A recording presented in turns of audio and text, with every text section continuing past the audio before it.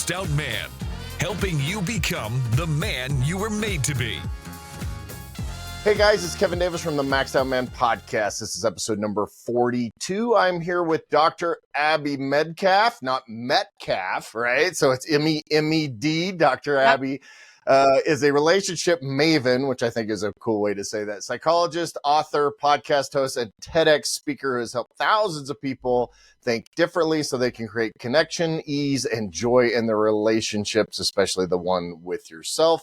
She's got over 35 years of experience and is a recognized authority and highly sought after. And some really cool credits. She's the author of the #1 Amazon best-selling book, Be Happily Married Even If Your Partner Won't Do a Thing, and the host of top-rated Relationships Made Easy podcast, now in over 170 countries, almost 250 episodes released, as I saw, which is awesome. This is episode 42 of this one. I've got another one kind of in the 30s, so I feel like I'm starting to get used to it, but 250 is a lot. So, hey, thank you so much for taking the time to join me. I listened to one of your podcasts this morning, and I want to kind of get into that also. Mm-hmm. But so that was kind of your official media bio. But give me a little bit more about what you do. And this is obviously a podcast made mainly for men, but I always say men and the women that love them, right? Like that's kind of my... Because I'm guessing we get some women on this podcast going, I'm going to listen to that one because I need to fix that in my man, kind of a thing. So, oh my God. Men and women who are driven crazy by them. Yes. Yes. I've been married for 28 years, so my wife definitely qualifies as that for sure. Yes. Yeah. It's, and most of my clients are men. And I, for many years worked in, mergers and acquisitions with executives who had drug and alcohol problems. So I've been in a very male dominated world for, I was for a long time, and I still am. I think men are generally attracted to the way I do therapy or coaching or whatever you want to call it, because I'm very action oriented. And it's very, brief solution-based kind of therapy that I think men are really attracted to. So I think that's why I attract a lot of men into the practice. So I'm ready to talk to all the men out there. I've got all of your fabulous answers. And I really have.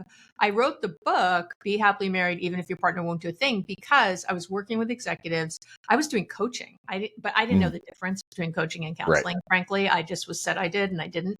And so, as I'm working with them and they're improving their lives, at work, that of course you're the person you are everywhere, so and then they started coming to talk to me saying, I'm getting along better with my wife, and my relationship with my kids is really improved, and my mom, and they're giving me this stuff. And I've never met these wives. I've never met these people.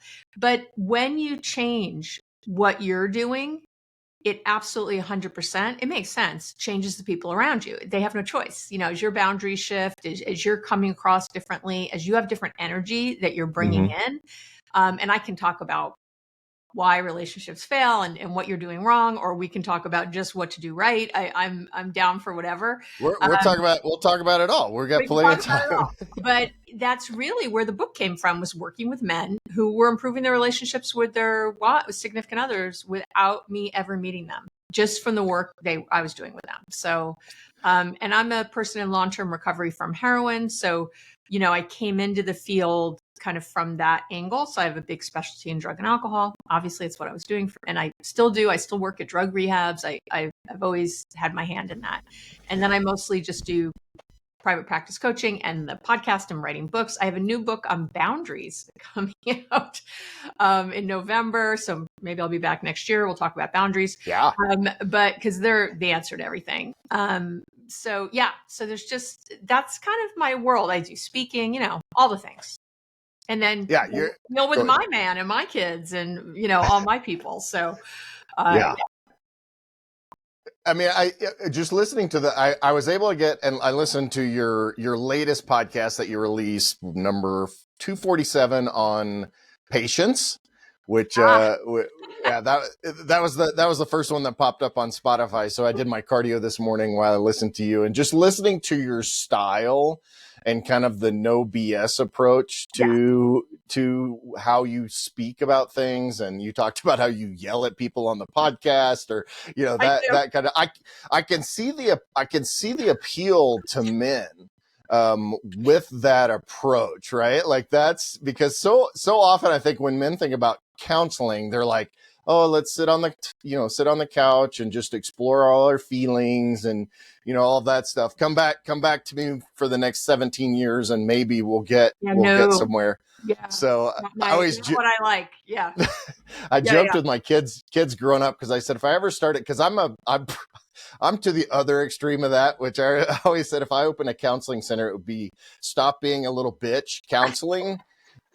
Guaranteed to solve your problems in one short visit. Right? Smack people around. Yeah. I am like quintessential bossy Jewish mother. You know what I mean? And I was like, I know what you should be doing.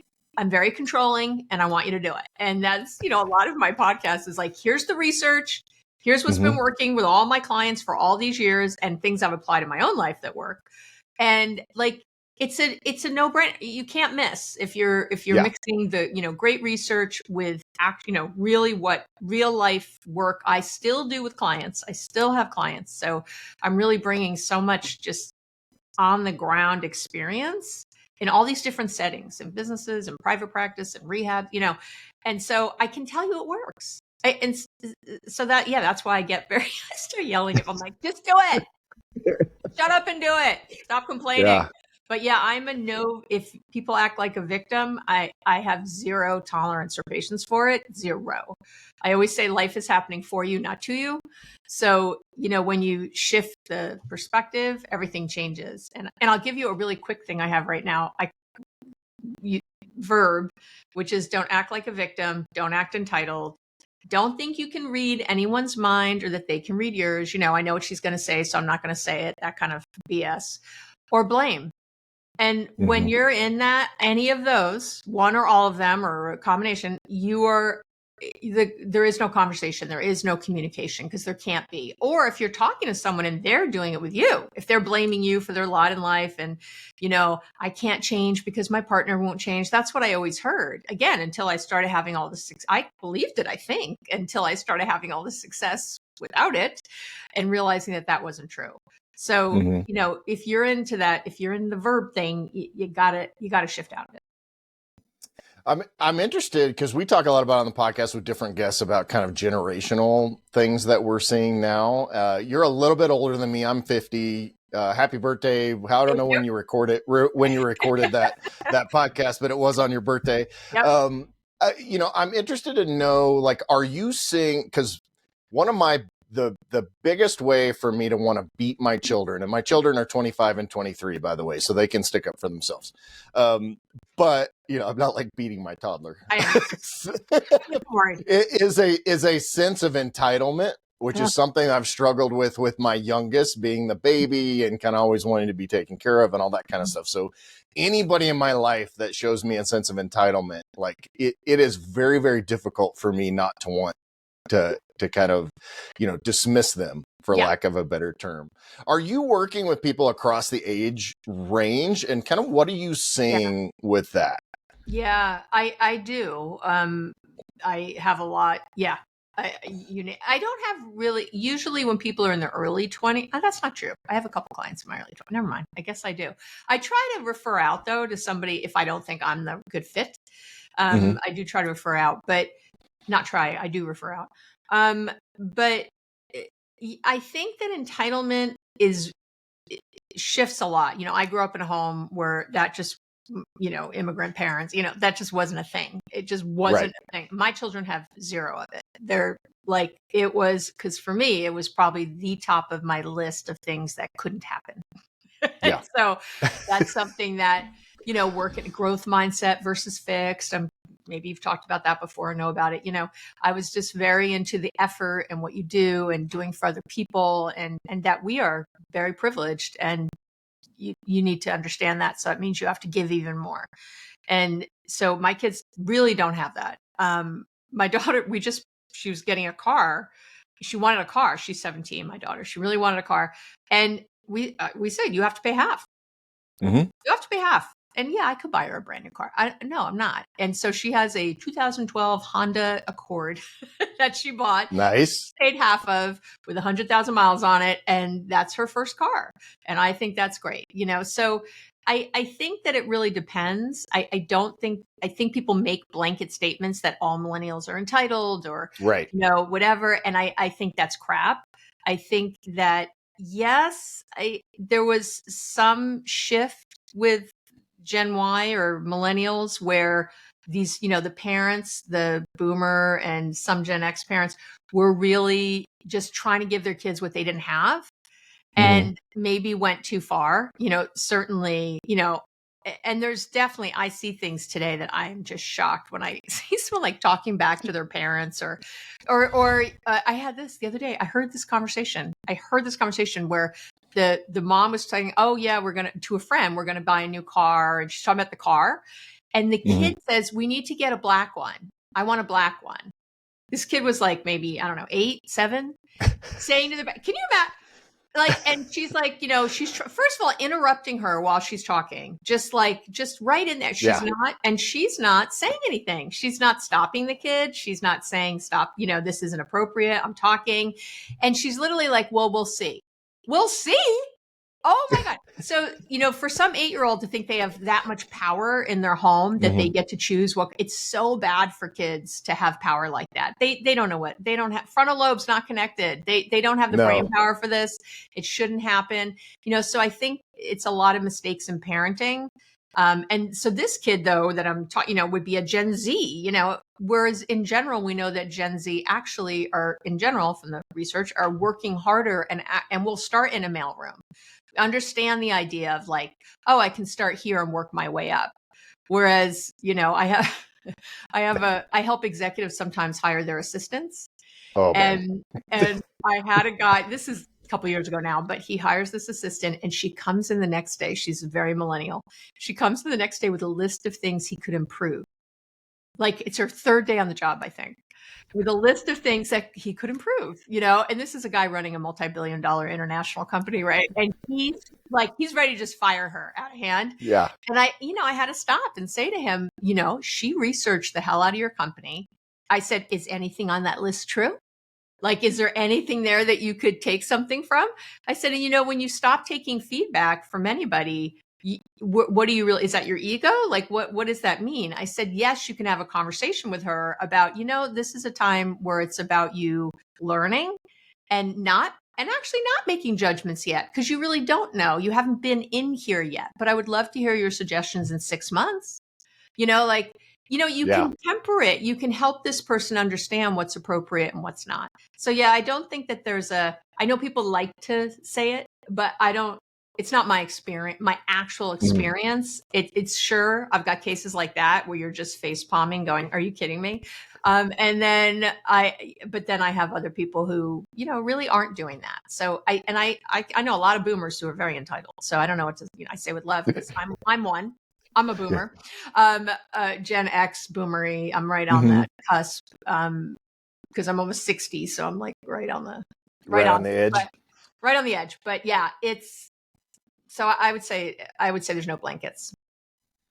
I mean, and I can imagine that this is a blanket statement, but that that generation in particular with that approach is there is a sense of entitlement that she comes to this man who is clearly successful with a kind of it's that sense of entitlement which almost always comes coupled with a sense of disrespect, whether it's intentional or not intentional. Yeah. So that's hilarious because I could totally see that happening. No, he was like beyond.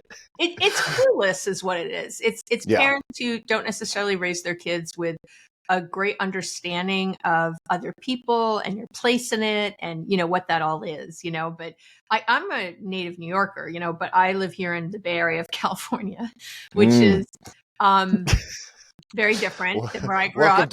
Welcome to a different planet, right? I always joke that when I moved to the Middle East, and it was less of a culture shock than when I moved here from New York. It's very, because you're expecting, the same. It's very different.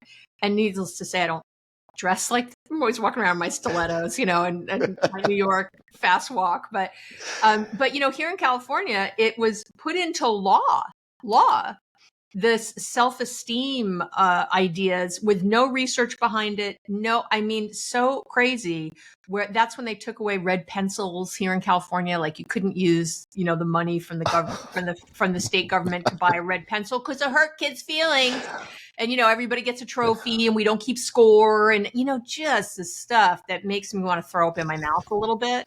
And that I have, because I grew up with the lawn darts and brothers holding me down and beating. I was tied to a tree once, like when they were babysitting, We had BB gun wars growing up. We had bottle rocket wars, lawn darts. I love lawn darts.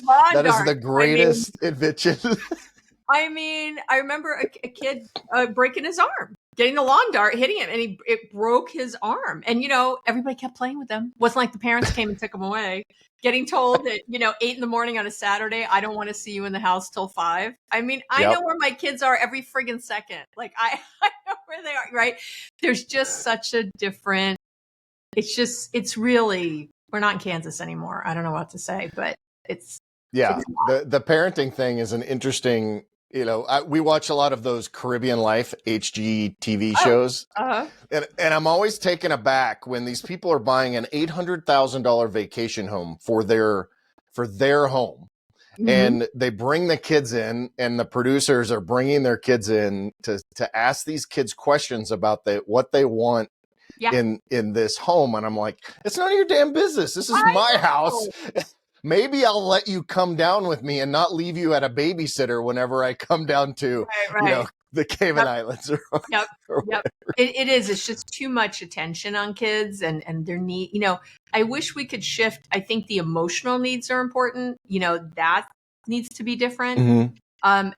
I should say that was a good change. But the problem was it was like throwing the baby out with the bathwater in a lot of cases. And it was like only that. And really the big problem I see is that we've stopped having obstacles in kids' way. That parents have I don't know when that became popular, but, let's take away every single obstacle that kids have. And the only way from the research to raise self-esteem, I know we're going off on parenting, but I'm going to say it. There's a lot of parents. Honestly, there's a lot of dads that listen to this, right? So the only way to raise self-esteem, the only way that's been proven from the research is mastery. That's it.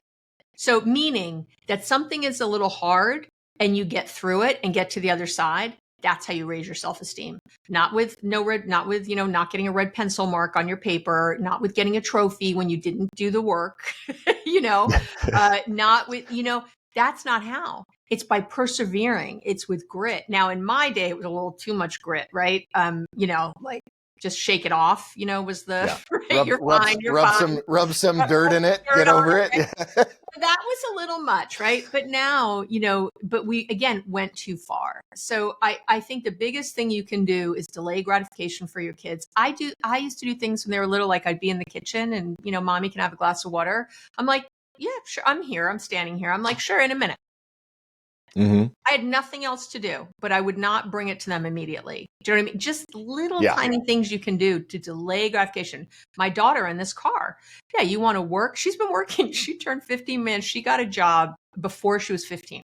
Like she was waiting. She was ready. She started lifeguarding. She's like, I want to work because I want a car. And I was like, and I was like, sure. If you come up with half, your dad and I'll come up with the other half. Knowing she wasn't going to come up with, I was hoping $30,000. I was like, I'm not spending that, but it really, and we had her, she's paying for her insurance. She's paying, not her insurance, sorry, her, part of the insurance. She's paying for part of the insurance, she paid to register it. Like these are things I think are really good. And now she's learning, how do you register a car? What is registration? She's learning all these tools, right? And it's great. And she has something to friggin' look forward to later. Like getting a better car, getting her, completely buying it on her own. Like she has those other things. And I'm not saying I'm a perfect parent, don't get me wrong, but there's just ways that you really, if you can put obstacles in front of your kids, good ones, healthy ones, or at the very least, there are plenty of obstacles, don't take them away. It's hard to watch your kids suffer. I know that, but they're not really suffering, but and obviously if it was bullying or something at school, I wouldn't ignore it. But, in the day to day of your kids' lives, if my kids forgot something at soccer or we didn't play soccer. I'm from New York. We play baseball, but it's all soccer out here. I don't like it. But if they forgot their cleats, they forgot their cleats. Yeah, you get to play. Now you get to play in your sock feet. You get to play just like I did. I remember taking off my shoes and playing barefoot. Like that's what's going to happen.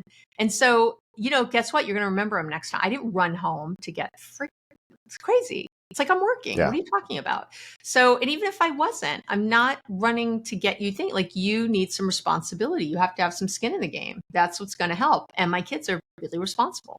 So, that's awesome. You got to just make your choices. My kids are also not going to Harvard. Like I didn't make those choices for them. I wanted a more relaxed kind of environment for them. And so, but they're healthy and happy and thriving and great kids. And I can have conversations with, and I really like them, which I have not gone through any terrible teen years. I mean, or even ever, really. I really haven't. And so it's just, I was old too, having kids. I think that helped. Mm-hmm. You're a little more mellow. It's like, whatever. Yeah. And you have your money in play. There's a lot of things that feel good, so it's not, that's not the problem. Yeah. Sorry, I went off on a little tangent about parenting. That's great. I love it. Both of my girls did go through about 14. They kind of went to the Linda Blair exorcist head spinning around kind of thing. They're older now, so that adult relationship's a little bit easier, but we deal with a lot of, and side note, we actually did the half and half thing with both of our girls also. They started saving when they were like 8 and 9 years old. Oh my God. Like they would put a little bit aside, which actually if you're listening and you have younger kids, this is a great thing to do. And it also makes it less financially taxing because if they save $1 that week, then you put $1 in there, that kind of thing. So so if you did that too, that way you're not like, oh crap, they've got their 15 grand. Now I got to come up with 15 grand for the rest of this car. But and they value that so much more if they're bought into the insurance thing, then they know what happens. Like, hey, look, our insurance was $200 a month or whatever. And now you had this ticket and now it's $400 a month. Well, guess who's responsible for that extra $200? It's not me. Nope. Honestly, that is great. I mean, it really is. And that's what we're trying to do when we raise our kids is create not just responsible humans, but thoughtful humans, kind humans, generous humans, who know where they are in the world and not, entitled brats, right? Like that's what we're doing, but it starts young. And by the way, it's never too late to shift. So I'm sure some people listening are like, oh my God, it's already bad. Or the thing I hear a lot is like, oh, but my wife is more lenient and I'm the tough one, that's a whole other story, but you just need to do what you can do and don't lean too far into tough territory because you're trying to compensate for the not tough. You know what I mean? Right. Don't do that. Because don't just if one spouse or one parent's on one side of the continuum, it doesn't necessitate you being on the complete opposite. For us, I tend to be, more hard, like I was a little bit tougher. And it's funny because I said that don't be a little bitch thing before, but our girls, even now, they will call Michelle, my wife, for more, emotional support. Not that I can't give it, and I do, but more of the soft side. But when they are having a struggle that they just need to put their big girl panties on and just do it, they literally call me or text me and say, Dad, I need the stop being a little bitch talk. And so like, and it's not, there's no cruelness or anything, but it's like, hey, here's, what's the problem? What can we do to solve it? And then, just sometimes you just need to just do it. We don't really need to talk about your feelings around the fact that you've spent the last 4 days watching Netflix instead of doing, your Kim homework or whatever. Just turn the stupid computer off and go do what you're supposed to do, kind of a thing. We deal with a lot of young parents now in marriage ministry or marriage mentoring and ministry. And it does seem like I'm a little nervous because with this new generation of parents, there is a lot more like, I want to know if this kid can't have a cookie, I want to sit and talk about his feelings about why No. he can't. It's like, no, Yeah. you just can't have it. That sometimes it's not good for you. Because I said so. I Yeah. mean, I hate, it really is. I think what people miss is that children are not tiny adults. Yeah. And what people confuse a lot is maturity and sophistication. Mm. And they are two very different things. The brain isn't fully matured until about age 26 to 28. End of. I don't care how smart your kid is. I don't care how brilliant your child is. I don't care what. The brain is developing, and very rapidly all these years. Your frontal lobe, where your prefrontal cortex is, where your judgment, your long-term planning, your rational brain, your rational brain, all that is developed last. That's the last thing your brain develops from the back to the front.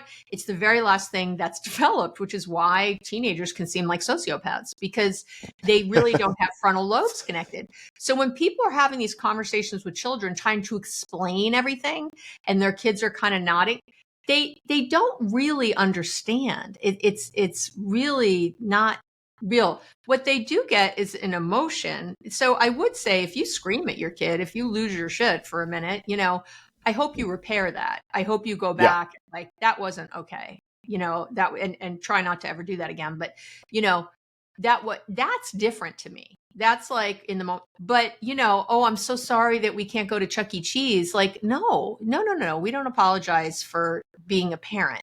You know what I mean? We can apologize sometimes if we do things that, are unhealthy, really unhealthy and over our boundaries, but that's it. And so I think that's the thing. But kids can seem very mature, right? When they're on their iPhones and their iPads and they're, getting all this information, and they can talk really together. And coffee, don't even get me started. Like, I don't drink coffee, but 9-year-olds walking around with coffee or whatever, 12-year-olds. Yeah, it's I was at church. I've noticed that. I was at church on Sunday, and we have a little coffee bar at church. And there's this kid that's like 7 years old, and she's like got her little creamer and her coffee. And I'm like, seriously, where are your parents? It's seriously not good, right? Because it's a stimulant. They shouldn't be having that in their body at that age. But I mean, we never even thought in my day of drinking coffee. Like, anyway, just the whole way. So they seem very they're kind of sophisticated. Kids are a little bit they know things that we don't know, so because of their access to technology that their parents don't necessarily have, and so, but that gets confused with maturity, and that's the problem. Your brains aren't mature till later. So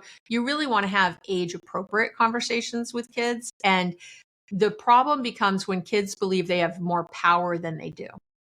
And that's when you get entitlement. And by the way, tantrums, frustration, all that stuff, kind of the more negative things we see from kids are because they feel elevated.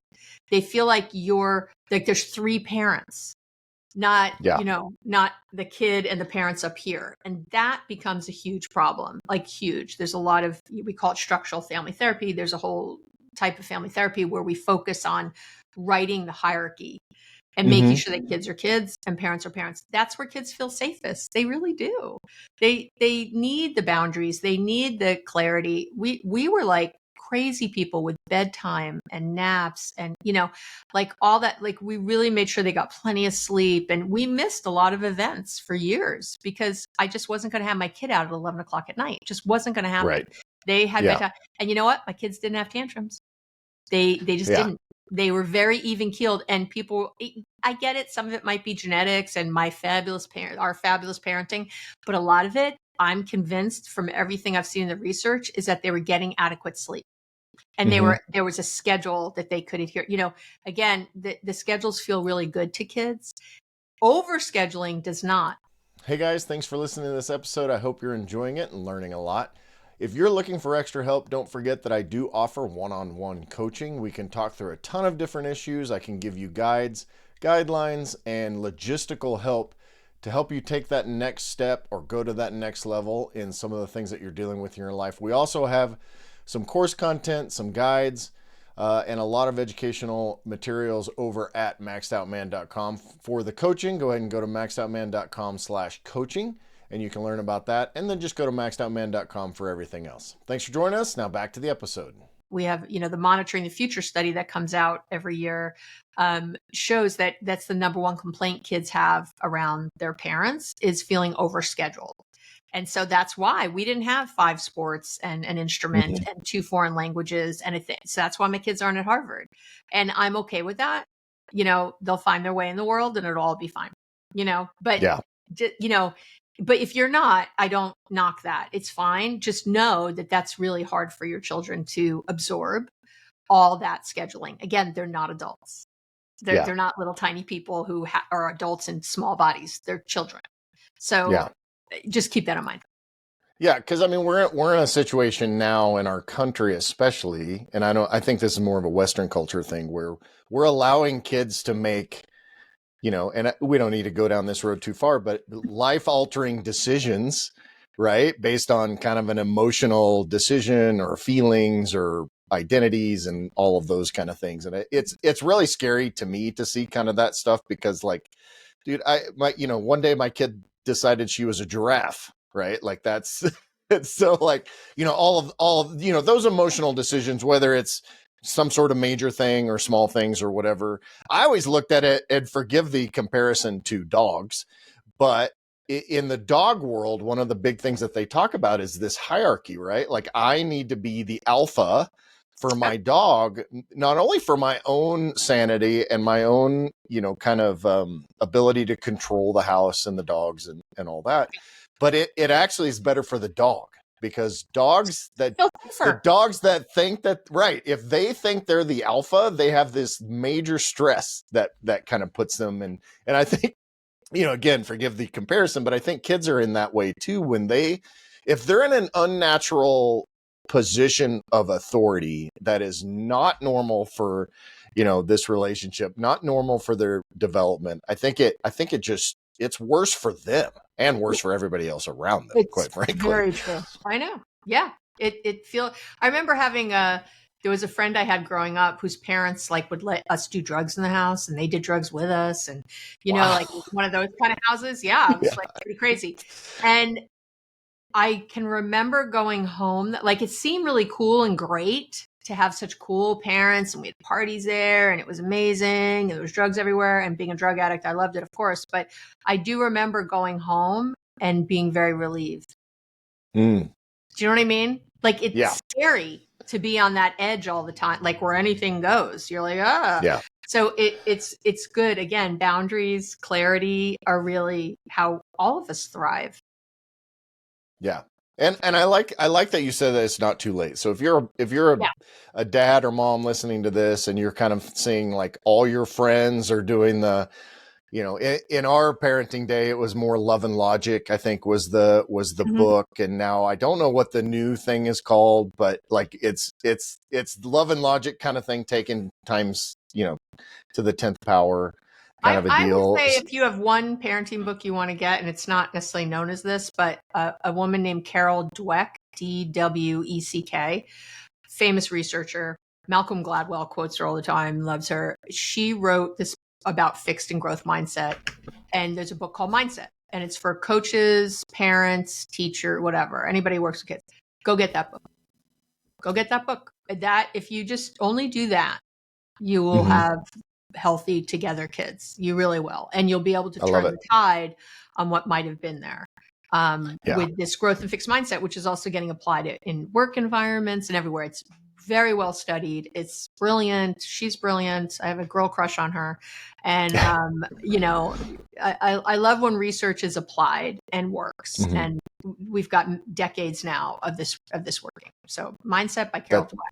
Mindset by Carol Dweck. That's awesome. And don't be afraid to be different in your parenting groups too. Young moms especially. So if you're a man listening to this as a dad, feel free to encourage your wife and your mom, the mom in your life that it's okay for you to not do what everybody else is doing. Because if you do what everybody else is doing, you're going to get the same result as everybody else, which may not be the result that you're looking for. Yes. We've talked a little bit about, so that's parenting. That's the whole parenting thing. Yeah, there you go. No, I think honestly, these conversations go where they need to go. And I think that's a great advice because I think there's so many men that, I used to apologize to my kids all the time. because, and I would say to my oldest, I'm like, you're the first, you've never been this age before, and I've never been a dad of a kid Of this a age 5-year-old, before. 7-year-old, 10-year-old. Right. Like and I would say so many times, I'm kind of making this crap up as I go along also. So let's do this. So I'm going to make mistakes, and, we're going to kind of work through this, and I'm going to grow in this the same way you're growing in this. But I want to get into your book a little bit. The first one, we can also talk about boundaries. Maybe we can start there. Boundaries are interesting. We're going through something, or we have been going through something with a young couple that we've been mentoring, and very like in a way that was really weird. We transferred from this like mentoring type relationship, this coaching relationship, into like these pseudo grandparent relationship very quickly, and like it happened without us even noticing. Wow. And so we had to do this like full reverse, full stop. Yeah. And honestly, it appears that it's actually going to end that relationship, which is kind of sad, because we were very loving about it, and we said, hey, this is in not so many words, this is not what we signed up for. This is not what we're put in your life to do. So talk to, and I think men probably go, and maybe this is a completely blanket incorrect statement, I think men tend to be more too many boundaries than too few. That's in my own life. Well, like if Michelle comes and said, hey, Jane wants me to do this, this, and this, so I agreed to do that, I will say, what's the rest of your week look like? Didn't you just tell me that you were doing 7 things that week and, are ready? And so I have to like encourage her to set, boundaries in that way. Well, let's just even start there. So Sure. Here's what I tell men, first of all, you guys, I love you guys so much. I love men, but you fix a lot, and what happens with that. So I always say, don't sack your relationships. SAC. See, I use little football stuff. I love it. Don't offer suggestions. There's not a soccer. It's not a soccer. I hate soccer. Don't get me started. Don't get me started. Don't offer suggestions, give advice, or criticize. SAC. Mm-hmm. So instead, you really want to focus on asking questions. So that is just number one in general in life. It's probably my number one communication tip I could give you. Closeness tip. We don't want to it's very easy to get in a situation where men feel like the dad or the child, right, to the wife. So sometimes men are not doing what they need to do, and you hear women go, oh, I've got 3 kids, I've got Jimmy and Johnny over there, and then my husband, right? And I hate hearing that, because first of all, you don't want to have sex with your kid, and you don't want to have sex with your dad. Do you know what I mean? And then I have men complaining that their wives don't want to have sex, and I'm like, well, you're acting like her father. I think it would be gross if she wanted to have sex with you. So you've got to take yourself out of like, honey, you have all these things to do. I say with love. I know you didn't mean it that way, but there's a way of instead stopping and like, wow, that sounds like a lot, okay. Does that feel good to you? Like when you step back and think about the week, tell me more about how, like, do I need to help? Like how's that going to be? Do you know what I mean? You can do that so that people have their own their own like coming to like, oh yeah, I've got this on Monday and that on Tuesday, and this thing is on Thursday. I don't even know when I'm going to do this cooking. I too do too much, and that person, and Gary, my Gary will sort of be like, huh, because I've trained him, to sort of ask the questions instead of just saying that's crazy, or get mad at me. He used to get mad. Like, and I think a lot of men do. They're like, you've got all this stuff because we get stressed, right, when we have too much on our plates, and the men know they're getting the fallout of that. So then, ergo, they're mad when we overgive, right? Except unless it's to them, then they're okay. But if we overgive outside, then it's not.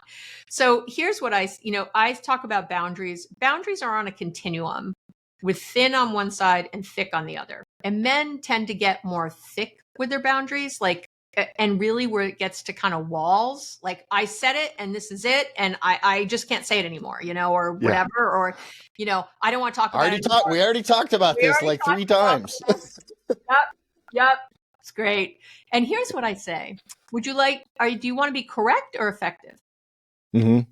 So you could be right all day long that you've already talked about this 3 times and, she's still doing the thing, but it's not effective. If you have to say Right. something more than once to your kids, to your partner, to whoever, you are not being very effective.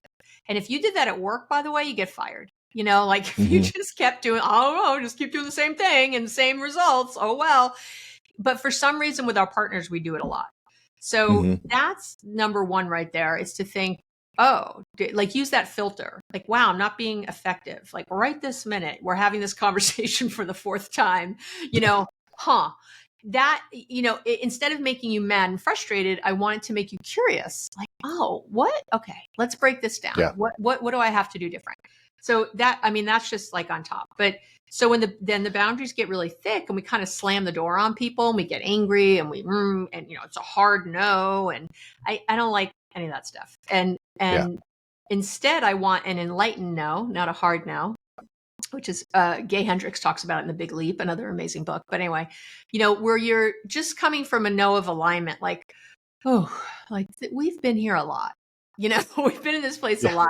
So I need to say no from there, not from like pushing back, but more of just this, steady, strong, and depending on the kind of relationship you're in, in my relationship, Gary is kind of he is that rock, and Michelle tells me I serve that. I think that happens a lot. Now, it doesn't mean I don't want to see emotion and I don't want to hear from him. And I think men confuse that. They think, well, I'm the rock, so I can't show anything and I can't say what I want or what I feel. That is not what we're saying at all. We're asking for steadiness. And it's still steady if you say, God, that really hurt my feelings, or I'm having a hard time. The steadiness is more in the commitment, in the connection. That's what we're looking for, a steady connection. So when she says, I need you to be my rock, she's not saying, I get to cry every minute and you just have to be steadfast and whatever. I don't even know what that is. But she's saying, I need your steady commitment to me. I need to know that it's a we thing. That if I have a problem, it means we have a problem.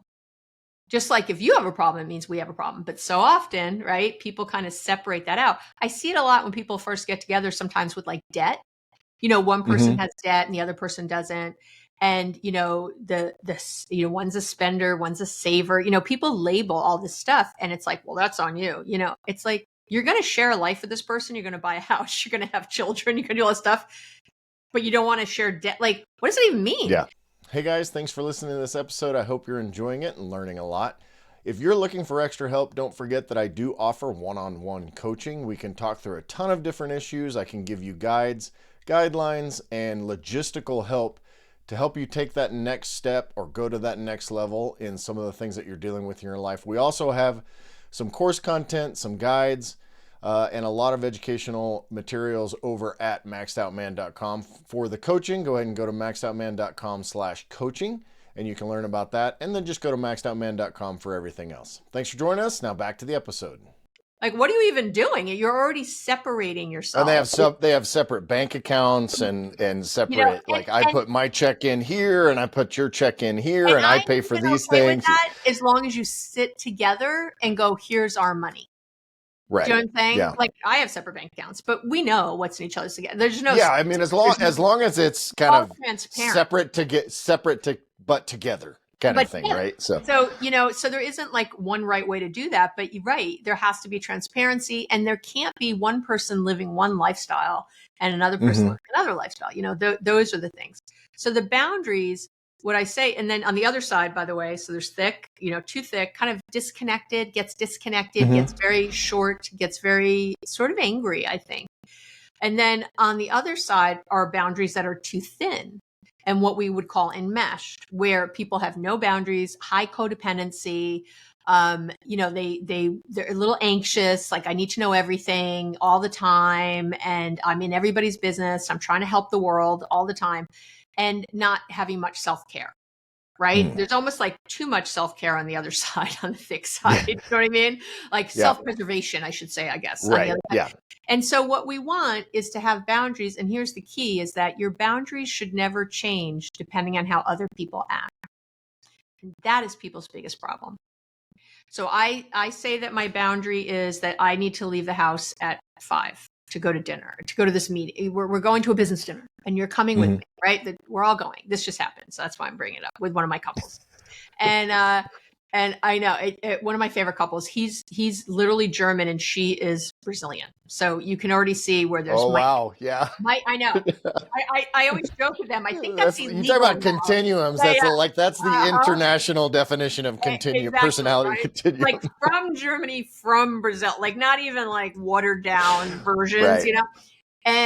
And she, you know, and this has been a huge issue, right? And I say, like, you can't change if your boundary is, I said to the husband, if your boundary is that you need to leave at 5 to feel comfortable to get to these things, because it's like an hour drive, you know, you don't want to worry about traffic. You want to get there early and be composed and, you know, kind of have yourself together, then that's your boundary and you leave at 5. But you don't have to yell at her. You don't have to be mad, and you don't have to do, he used to do the victim martyr thing and wait and then be pissed all night at her and they would always get there on time, by the way, but not the way he wanted.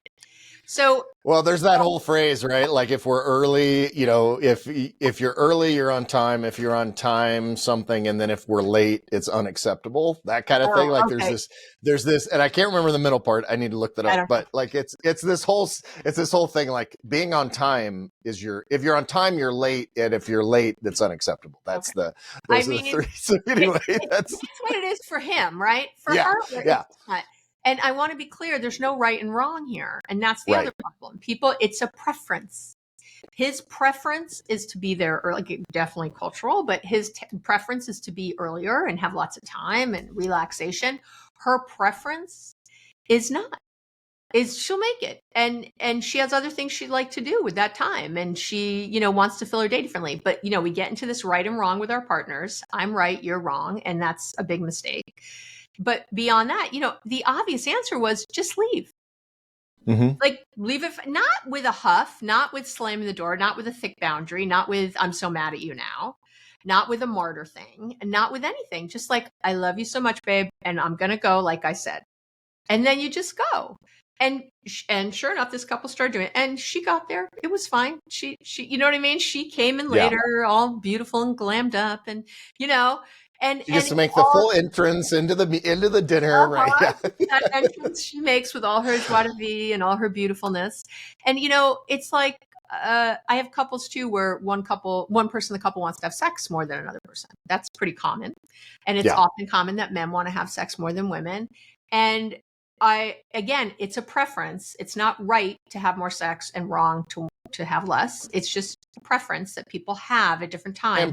And biological in a lot of cases, you know, right? So no, women want to have sex as much as men. I mean, in terms of like, there could be hormonal things going on and that kind of thing. I think most of the time it's the disconnection in the relationship. I really do. But yes, as women get older, right, we have less testosterone quicker than men. I mean, there's definitely things, and babies, you know, there's stuff. But in general, you know, there gets to be that kind of contentiousness. And I always say to the men in my practice, I'm like, first of all, have a conversation with your wife where you ask questions, but from a curious place. And my favorite question for that one is, what would you like to see more of in our sex life? It is a great question to ask. It's so open and curious. And of course, you know, your partner might go like, what? You know, and what do you mean? And it's like, but you have to truly be curious. And this is the other thing that you really want to take to the bank. You have to connect to correct. And another big mistake people make is they're trying to correct someone else's behavior from an angry, disconnected place. It's not going to happen. I'm not motivated to have more sex with you. I'm not motivated. You're being a jerk to me, like, as far as I'm concerned. So I'm not motivated at all. I don't even want to have this conversation with you. Do you see you know, but what happens when we're really getting along with our partners, when we're in the zone a little bit, it's going well, we're like, oh, I don't want to bring that up now. You know, we're doing great. Like, I don't want to rock the boat now, but that is the only time you should bring it up. So when you're having fun, maybe you're on the couch laughing about something, or you're rubbing her feet, or I don't know, or she's rubbing yours, and you're just hanging out, or you're laughing at a show or something, or you're sharing things.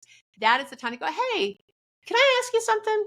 I'm really curious. What would you like to see? I'm wondering, what would you like to see more of in our sex life? That is going to have a rich conversation if you're truly curious and not trying to drive her towards a goal. Mm-hmm. And then when she gives an answer, ask more, what I call them collaborative, open-ended questions. You might say, well, tell me, because she might say, well, I'd like to have more romance.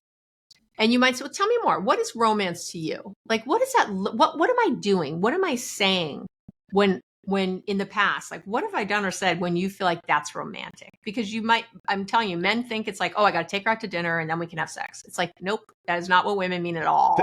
So at all by that. So probably if you cleaned off your jelly off the counter after you made a sandwich, would probably feel like romance to her. But I'm saying, so that's why you want to have you really do want to know. And you men are the best with hitting a target. When men have a target, you guys are the bomb. You don't think much about it. Like, women are like, well, he said it's a target, but is it the target? I'm not sure. Like, forget it. We suck. Yeah. Men, or I shouldn't say we suck. We're not as good. Men, you guys are the best. So this is why it's so great to ask these questions and to be very specific. Like, tell me more. And again, curious. Like, if you don't have a curious intent, she will feel interrogated. Mm-hmm. And if that is what she's telling you, I feel like you're interrogating me. You're not being curious. You're just not. I don't care if you think, listen like you're wrong. Always listen like you're wrong. And so I'm telling you, if that's what she says, don't get defensive. Don't say, well, I was. Nope. That's not her experience with you. Yeah. So again, you could ask a question. I feel like I'm being really curious and open. I get that I'm apparently sucking at this. What am I doing? Like, I feel like I'm missing something and I want to get it. I really want to get it. Do you see? Yeah. Telling you, women will be leaning in so deep on that, like, just like, what? And vice versa, men too. Like, I want to get this. And this is the team aspect. Mm-hmm. This is this idea that we have shared things. It's not like your problem with me. It's our issue. It's our stumbling block that we need to find a solution for, because we love each other and want to stay together. That is our only option. Right? So what are we doing? Doing anything else, right? Like let's find what that solution is together. And I always talk about, you don't want to negotiate. Get rid of compromise and negotiation. Get rid of them. Get rid of the concept. Get rid of the ideas. I know men love to negotiate, but when you are on a line like that, right? Your partner's over here, you're over here, and you're negotiating along this line. What we know from the research is that when people compromise, both sides think they gave up more than the other. How do you like that? Yeah. So now I have two unhappy people. Two, not just one. If you went with one person's idea, at least one person would be happy, right? Right. I have two unhappy people who are building resentment, which is one of the death knells of a relationship. So instead, I want you to think of decision-making as a triangle with your partner. So you're down here, we're each at like a base of the triangle, and we're sort of looking up. If you're spiritual, you could see that as God, like a godlike intervention, right? If you're not, I don't care. It's this solution that and this is good at work too, get out of this struggle, this tug of war, and instead look up, like, what have we not thought of? Like, and brainstorm, go crazy. What have we not thought of that could be an option here? And you can have both of your present solutions in there, but if you think there's only two choices to something, you're not even looking at there's a million choices, always. So open your brains and brainstorm the silliest things. I don't care. Like, I had a couple arguing about private school or public school for their kid. And it seems like there's only two choices there, right? Go to public or go to private. But there's not. And I had them brainstorm all the things we could start our own charter school. We could have school on a boat. We could homeschool. We could have our parents do it. We could go to Catholic school. There are a million options within that. And once I started really brainstorming, and then when they started asking, like, well, why not homeschool, let's say, right? So it's, well, I want them to have more social. Oh, okay. Well, where does that fit? And then you start talking about what's important. What is it that you're looking for? It's not about private school or public school. It's about, what do you think is important for your kids? And let's make a list together of that we can agree on, which is pretty easy, believe it or not. Usually that's right there. Yeah. Then we can say, which option do we think is best to achieve this? And that's what naturally happens when you do it this way. Instead of this, I'm on this side, you're over there. And by the way, I want to win. And I want you to lose. And that's that's one of my main parts of my TED Talk, and something I speak a lot about in the book is this idea, the number one problem in relationships isn't communication, it's competition. It's this competing that we do for resources, for time. Well, I took Johnny to baseball on Monday, so it's your turn to take Sophie to piano on Wednesday. You went out with your friends on Friday, so I'm gonna go out with my friends on Saturday. Do you know all this tit for tat crap? It's your turn to put away the dishes. Oh my God, I have you did this, so I have to do that. I mean, it's so bad because we bring different things to a relationship. And when you start doing that count off, that tit for tat, that hour to hour thing, that's stuff we do in our jobs.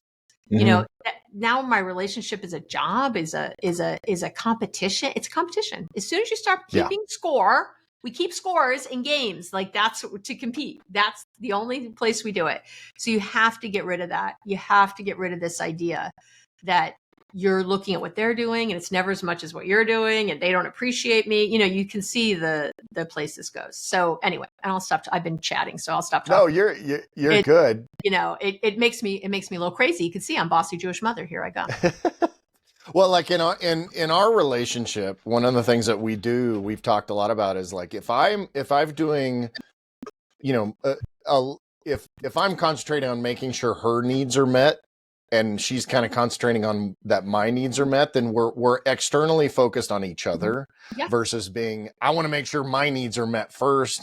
And, there's this whole continuum with that, of course, but that to me feels like one of the ways that we've been successful because, you're making sure the other one's met. And, from a sexuality standpoint, it's interesting because we've had those conversations and my wife is 50, she's premenopausal, but her hormones are kind of all out of whack. And so we've taken this like work with what we've got kind of philosophy.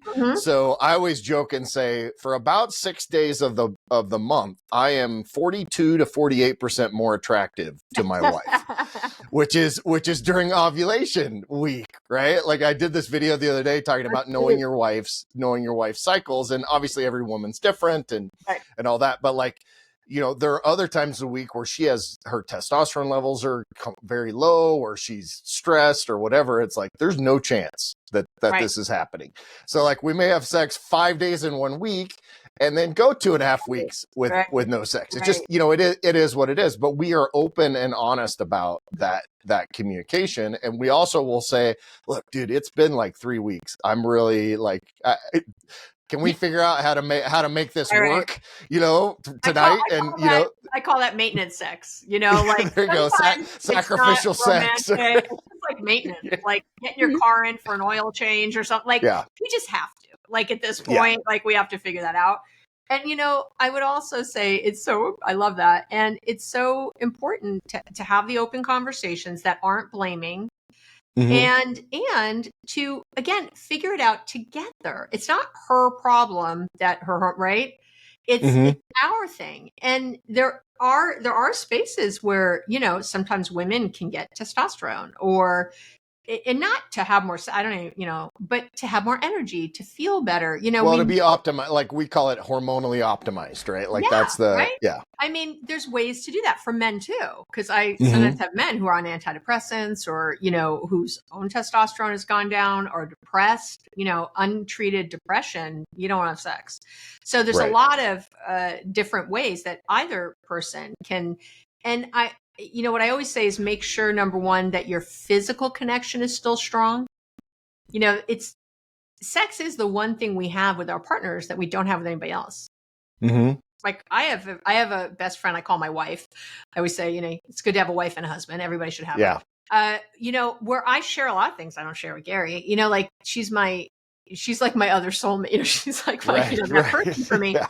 And, you know, there's a way that, you know, when you get your needs fulfilled in multiple ways, it's very helpful. So I don't look to him to be everything. You know what I mean? My best friend and my this and my that. I feel like men get set up a lot by women. And I talk to women a lot about this, to be like everything. And that's not really good. And men do it sometimes with women, you know, like they, you know, it's really good to have these more rounded sort of, I just want to say that too. But, you know, I have my wife, but, you know, we don't touch in the way Gary and I do. You know what I mean? That's different. And so this way, you know, to think about touch in a different level. And for women, we definitely get nervous when men are touching us sometimes, if it always leads to sex, because, and now we don't want you to touch us at all. And this happens a lot because we feel like, oh, you're just going to want sex. Like, and it feels so premeditated, you know, or calculating, or it doesn't feel good. It doesn't feel manipulative for sure. Yeah. It doesn't feel spontaneous and yummy and warm and the things that we really want. So keep that in mind, that you should have a lot of non-sexual touching that can feel, though, very intimate and yummy and warm. And that, you know, that needs to be part of the equation. And we know that the more you touch, you know, the more oxytocin is released. And guess what? The more sex you want. So it's a win-win. I don't know what else to say, but it's, you know, it's a bonding hormone. It's so great for everything. And it's really this very special way to be. But I also talk to men about, you know, Gary and I were away a few weeks ago, and he had gone down to the restaurant before me and the hotel before me, because I was finishing getting ready. And you know, and he was meeting friends, you know, it was fine. Like I was like, yeah, go, let me get ready. I don't, you know. And I came in and he was standing in a way that he could see the door. Like he wanted to see when I came in. He wanted to make sure I got there, and I got there safe. Watching for you. Yeah. He was watching for me. And when I came in, it was so great. You know, his little face lit up, and he said, excuse me. And he came and got, you know, he walked over to me, just all you know, you look gorgeous, you know, just, you know, and just was watching me. And I have to, after all these years together, I have to tell you, that's good stuff. You know, like if any woman is going to want to have sex with you, it's, you know, and we were certainly not having sex here in the restaurant. Okay. You know, we don't do that. So you know, it just is this attention. It was physical attention, even though he hadn't touched me. I don't know how else to describe that. So it's that presence. I talk about it in terms of cherishing your wife, and there's a chivalry component that I think is a little bit looked down upon now in some circles, and it's not a disrespectful thing. Like in that, like I tell Michelle all the time, I'm like, my heart literally in that case, like I can envision myself standing there and looking over and having my heart just like skip a beat. Because it still does that. We've been together 30 years. That's great. You know, and it gets better every day. But I would be the same way. And I love that story, because I think so many men would just be like, oh, she's an independent woman. Right. She's strong. And so I'm just going to stand here and talk to my friends. No, don't be a dickhead. Go over there and get, you know, meet your wife at the door. It takes 35 seconds. And there's no ulterior motive here. It's like I open the car door for Michelle every time. Like that's it, unless there's a physical reason I can't do it. That's a sign of respect for her.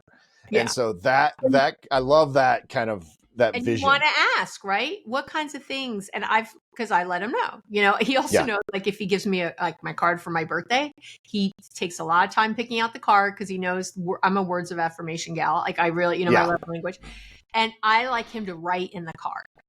Like that's all I need, frankly. I don't care. If you just get me that, I'm really a happy gal. And my kids know it too. People know. I tell them what I want and need. Right. And ask that this is the thing they focus on. And I remind them, you know, I'll say it again, you know, just because I don't want to set them up, and I don't want to be set up for disappointment. And so these are things, you know, we know to do. And again, it's a point of connection, right? I call these micro connections, these kind of things. And if you focused on that, my favorite micro connection every day, and if everybody did this, it would change your relationship, there's two. One is that Gary and I always greet each other at the door. So no matter what you're doing, if you're the one home, You stop doing it again for 30 friggin' seconds. We don't, and we sort of joke sometimes that we want to be like golden retrievers at the door, like jumping up. And he's 6'4". He's this huge man. So it's very funny when he does it. But, just to bring that energy, like, wow, I haven't seen you all day and I'm really excited to see you. And let's just connect. Again, here's the micro connection that could lead to sex later. You know what I mean? That is just in and of itself, like, you're special. I'm taking a minute. I feel close to you. I want you to know that I really missed you today. And yes, I was cooking dinner. I just every now and then, my hands are already in. Right. Yeah. I just can't. But that's rare. Most of the time, I can get up and go to the door, and it takes. I don't. Sometimes we make out at the door. It's kind of fun, but not always. Right. We just hug each other. We say hi, and then we go to our lot. He goes and puts his bag down, and I go back to dinner, and then we reconnect. Like, it doesn't take much, but it takes this intention. And that's the other thing I would love everyone to do. Anybody who's listening, I want to set intention often. So I sit in my car before I come in my home.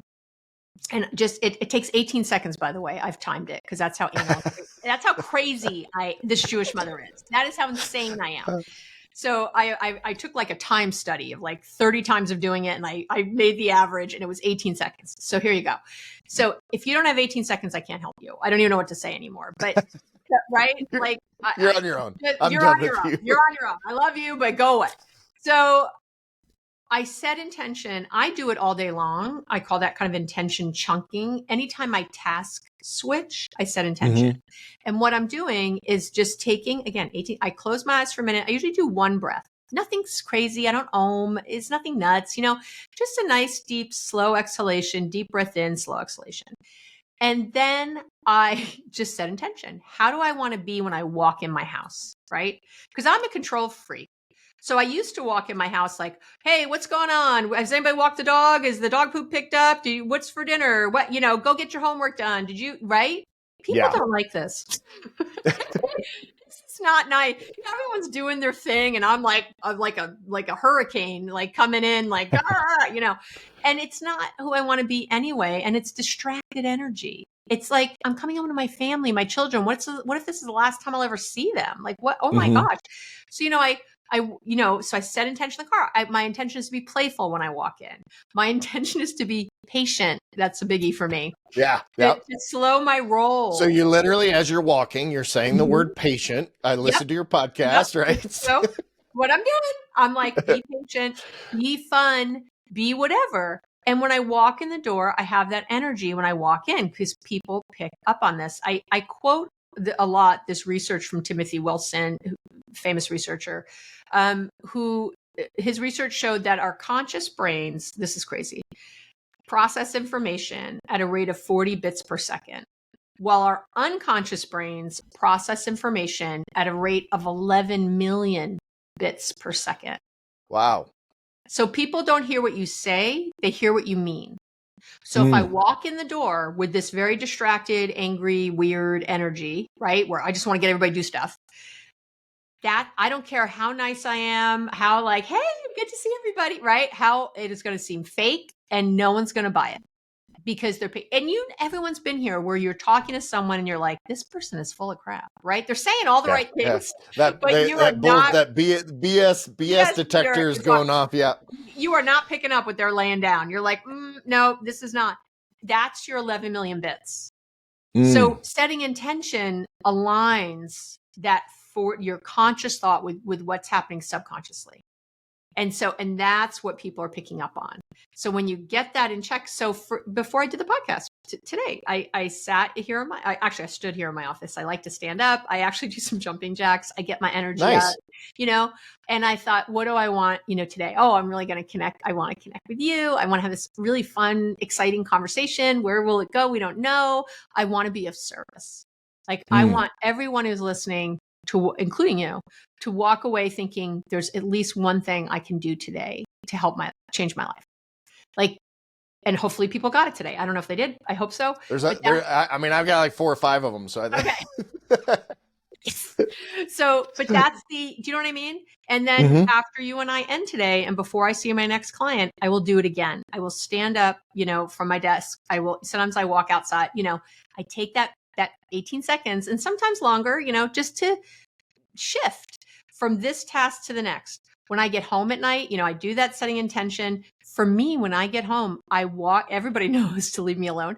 I go in the bathroom, I change clothes out of my like kind of dress clothes because I'm going to cook dinner. Cool. And I change and I wash my face. I spend time like taking off my makeup and doing all the fabulous things to my skin that older women have to do. And I just have this time of sort of shifting from being a working person out in the world doing what I do to just wanting to really be with my family and my children and my hubby, like just wanting the animals, whatever you got, wanting to just truly be there 100%. I write a weekly love letter to my email list. If anybody wants to sign up, it's on the website. It says love letter. I'm not selling it. I don't sell anything. It's just a weekly inspirational letter. And I just spoke about, it's Rosh Hashanah. It's one of the highest holidays of the Jewish year. And people always think it means like atonement and repentance, this day of repentance. And Yom means day in Hebrew, and Kippur actually is from another Hebrew word, atonement. It really means to return. It means to return. And really, as I grew up, Yom Kippur was a day to return to self, to return as I was raised, like, so that we all have a godly soul. Like that's how I was, to return to what I know is right, to my higher self, to my higher self. And that's what you're supposed to spend time doing. And yes, I might have had the year maybe I did some things I'm not proud of.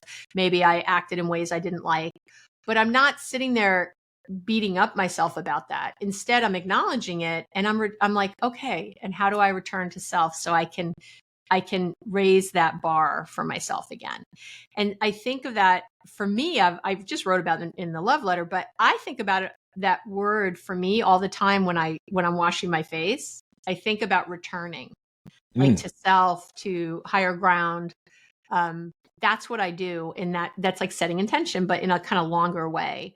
That's what I do. I don't mindlessly like wash my, and think about work. And I don't. I really use the time to truly shift my energy into how I want to be now in the house. And I would encourage everyone to do that in some way. I have a man I'm working with right now, and I have him, they have little twins at home, and like, it's just, young, it's crazy at house. Right. And he's like a tech startup guy and, a founder, and it's a crazy life. And so I have him now sitting in his garage when he comes home. And he goes in there, he gets home because the kids, that's a different entrance. They don't know that he's there. And he comes into the garage, and I said to him, set a timer for 15 minutes and just hang out.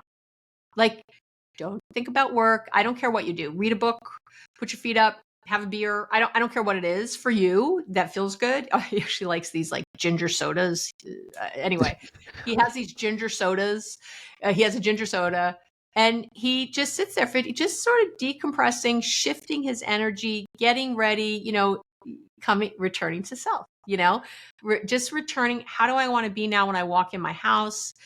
How do I want to be when I walk in? If anyone listening is feeling like when they get home that they feel like they have to like get ready for battle, it's all going to start when I get home, and it's going to be dishes and dinners and I got to clean, and the kids and my wife or husband it's like, that energy, that 11 million bits is going to pick up on that energy. It's not a battle to be at your house. It doesn't have to be. So how do you shift that? You have to do it. And it just takes seconds. I promise, I guarantee, I swear. It just takes seconds. And I would say of all the things I've ever told my clients, this is probably the biggest game changer for them, is this setting intention. I love it. Yeah. Intentionality is so super important. Like I talk, my wife does a lot of baking. So she spends my office is just off of, so I have my own home office. I've been in here for like 25. So my office is not that far from the kitchen. So if I need to go upstairs, I walk through the kitchen. And so I could just walk through. I have two paths, one side of the island versus where she is versus the other side of the island, which is actually the more efficient way to do it. I am intentional to try to go on her side, and I usually stop, put my hands on her hips behind her, and kiss the back of her neck. Like that's just what I do. And so that becomes that connection. And obviously, as somebody that's a physical touch guy, talking about Gary Chapman's love languages, that connection actually is more for me than it is for her. Yeah. In that case, but it keeps that connection going and that intentionality. And I love the whole thing, because it's funny, because I have another podcast that's more of a business podcast. I do it as a consultant for another company, but I do a set change, right? Like I'm wearing this is my Maxed Out Man shirt. I've got my Maxed Out Man posters on the back. I have another set of 4 posters. So I switch those out. Yep. I will change my shirt. I do the set and wardrobe change, right? Like that's if you're watching a play, they would do the same thing. Yeah. Yep. Scene, right? Scene. That's what it is. Scene. Saturday Night Live. And don't you feel different? You feel different. Yeah, because I'm putting on like it's a different hat, and almost with what you're talking about, when you get home, you're doing a wardrobe set change mentally and physically, because you're changing your clothing, and that changes the mindset. I love that. I think I want to be respectful of your time. I know you've got other things to do. This has been a great conversation. I love these conversations. First of all, I just want to say, if you have trouble listening, start a podcast where you interview other people, because it will definitely make you a better listener. My wife, Michelle, has said so many times, she's like, you are such a better listener now that you've done, almost 100 episodes of these podcasts. And I'm like, great. That's what I'm trying to be. But being able to sit and have these conversations with people that I would probably never have conversations with, and to be able to learn and explore some of these things and be, anyway, I'm super appreciative of you taking the time today. Oh, it's my pleasure. Tell us how we find you. We want to get your love letter newsletter. I know you've got you've got tons of content out there, TEDx, everything. So lay that out for us. Everything is really on the website. Abby Medcalf, just spelled correctly with the D, ABBYMEDCALF. I'm sure you'll have. Yeah, I'll put it in the show notes for sure. AbbyMedcalf.com. Everything is there. The podcast, if you don't like to listen to podcasts, which you must like to if you're listening now, but there's a relationship tips and tools page where I write a corresponding blog for every single post. So people like to read instead. But there's a free meditation starter kit and a free mindfulness starter kit and all the things that you need really that are free, that are truly free. It's my give. I'm trying to create world peace, one relationship at a time. And so you can spend money on my book and you can spend money on things, but you don't have to. And that has been my mission since I started 5 years ago. We're in our 6th season, and now it's just blown up so big. It's crazy to me that this thing I feel so deeply about is reach so many people. And if you like, what I'm talking about here, you'll love the podcast because it's very actionable and clear. And I cover every topic in the world. And then my Instagram, all my handles, everything is there. And YouTube and all that is all on the website, and you can link and find all the things. And obviously the podcast is everywhere, Spotify and Apple and all the places. And then you'll know when the next book comes out, if you're in the love letter. Again, it just comes out every Wednesday, and it's just meant to inspire. That's it. There's little stories. People love the love letter is a pretty big deal. People really love it, and it really is from my heart and meant to make your week better. That's awesome. Yeah. And I'm going to go out and sign up today. So I'll make sure I listen to that. But hey, Thank you so much. I hope you have a great rest of your day. And hopefully we'll be able to have you back and talk about the new book when it's out and all that too. Yeah. All right. Thank you so much. If you're looking to really maximize your life and become the man you were made to be, head over to maxedoutman.com and get your journey started today.